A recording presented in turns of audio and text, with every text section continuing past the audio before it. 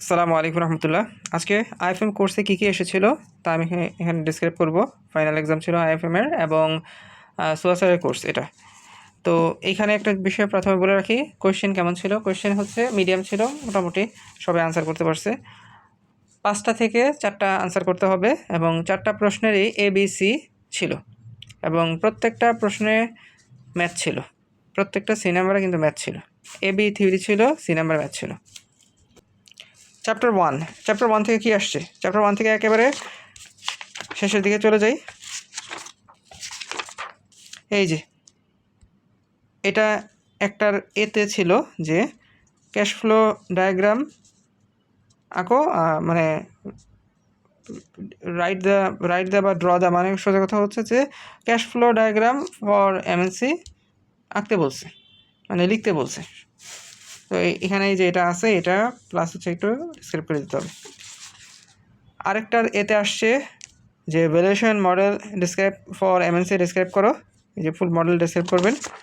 এর সাথে লাগিয়ে দিছে যে এই যে how MNC valuation is expose to uncertainty, মেনে হলে এই যে এইটা দিছে actually how uncertainty effects the, এটা ফুল দিয়ে দিছে।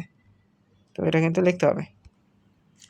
এরপর হচ্ছে চ্যাপ্টার 2 অ্যাকচুয়ালি হচ্ছে একেবারে শেষের দিকে ফ্যাক্টর এফেক্টিং ইন্টারন্যাশনাল ট্রেডস, এই যে গভর্নমেন্ট পলিসিগুলো লিখতে বলছে। গভর্নমেন্ট পলিসি কোনগুলো এগুলো লেখো এবং ডিসক্রাইব করো। এই দেখেন এখানে কিন্তু যে স্যার অল্প অল্প ডিসক্রাইব করছে, বইয়ে আরও বিস্তারিত আছে, এগুলো ডিসক্রাইব করতে হবে। চ্যাপ্টার 3-এর ক্ষেত্রে হচ্ছে এই সূত্রটা ইম্পর্টেন্ট। এই ধরনের একটা উদ্দীপক দিয়েছিল, এটা স্যার বানিয়ে দিছে, কিছু উদ্দীপক এবারে বানিয়ে দিছে স্যার। তো এই জিনিসটা আপনাদেরকে এই সূত্রের ম্যাথ করতে হবে। এই যে বিট বাই আর্কস স্প্রেড, এরকম ম্যাথগুলো আপনারা অবশ্যই করবেন। তারপরে এই জিনিসটা আপনাকে ফুল বুঝতে হবে। এটা বুঝতে হবে কারণ ম্যাথ ছিল, এটা ম্যাথ ছিল একটা বা দুইটা এই ধরনের মানে ধাঁচের ম্যাথ ছিল। এই যে এগুলো খুব ভালো করে বুঝতে হবে যে ক্রস এক্সচেঞ্জ রেট এগুলো কীভাবে কী করা হয়েছে, খুব ভালো করে ঐকিক নিয়মভাবে করা যায়, ভালো করে বুঝে করতে হবে। চ্যাপ্টার 3-এর যে এক্সারসাইজ আছে ওখানে কিছু ম্যাথ আছে, ওগুলো দেখতে হবে অবশ্যই। আচ্ছা, এখানে আবার দেখলাম যে দেখছেন এই যে এখানে আবার চ্যাপ্টার 3-এর মধ্যেও কিন্তু আরেকটা আছে, foreign cash flow chart for multinational corporation, এটা আছে। আবার এখানেও কিন্তু আরেকটা আছে, দেখছেন ক্যাশ ফ্লো ডায়াগ্রামস ফর এমএনসিস। তো এটা কিন্তু অনেকে কনফিউশন হবে, দুইটাই শিখে রাখবেন। এই রিলেটেড একটা ম্যাথ ছিল, এই রিলেটেডের মতো একটা ম্যাথ ছিল। এটা কিন্তু চ্যাপ্টার 4-এ, ঠিক আছে, এটা কিন্তু চ্যাপ্টার 4-এর।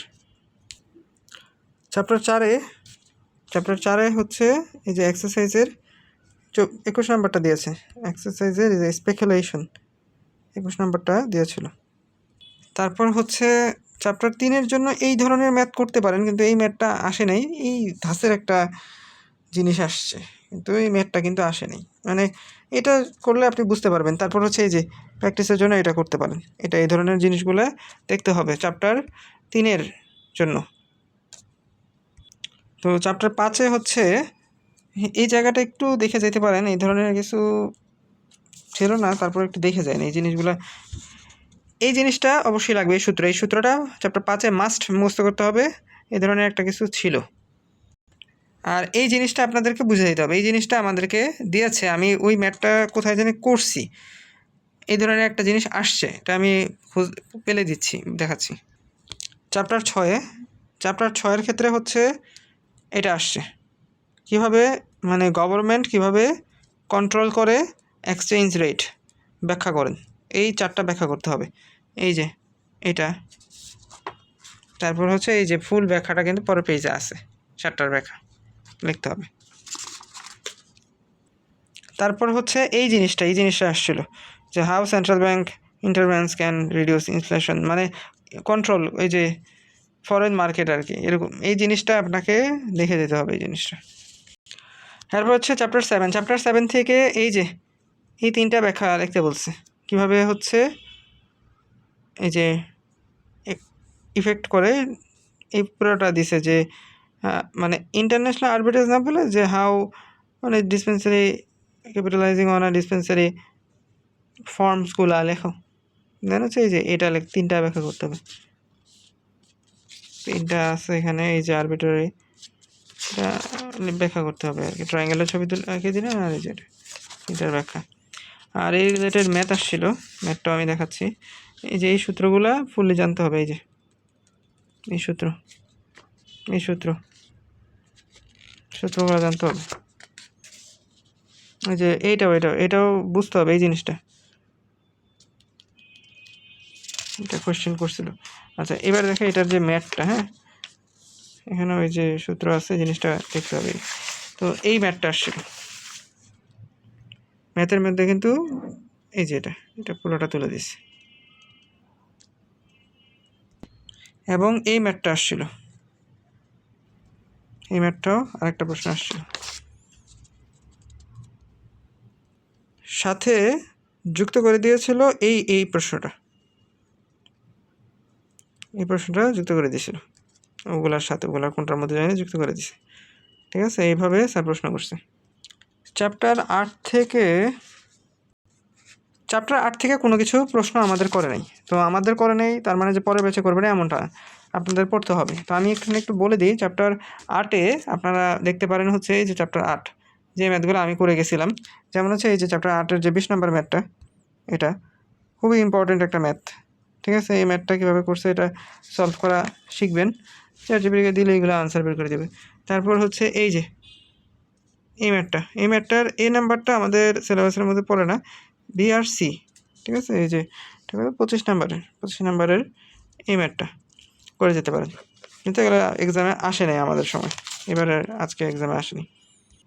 চ্যাপ্টার 9-এ টেকনিকগুলো লিখতে বলছিল ফোরকাস্টিংয়ের যে এই যে 4টা টেকনিক আছে, এটা ডেসক্রাইব করতে হবে, এটা আপনাদেরকে পুরোটা দেখে যেতে হবে। তারপর ট্রানজ্যাকশন এক্সপোজার আসছিল, হেজিং, এই যে চ্যাপ্টার 11 আর কি। চ্যাপ্টার 10 আর 11 তো পুরো কাছাকাছি, তো দেখা গেছে যে এই যে ট্রানজ্যাকশন এক্সপোজার যেটা, তো এই রিলেটেড হচ্ছে কিছু জিনিস লিখতে বলছিল আর কি, টেকনিক্স অর সামথিং এলস, এটা প্রথম দিকে। আর প্রবাবলি এইটা আসছে কিনা আমার ঠিক ম্যাথটা না মনে নেই, এই ম্যাথটা আসছে কিনা। এটা হলো চ্যাপ্টার 10-এ আছে এই ম্যাথটা এসে থাকতে পারে, কিন্তু আমার মনে নেই। এই ম্যাথটা আপনারা প্র্যাকটিস করে যান। তো তারপর ট্রানজ্যাকশনে অনেক কিছু আছে, এগুলো প্র্যাকটিস করে যান। এইগুলোই মোটামুটি আসছে।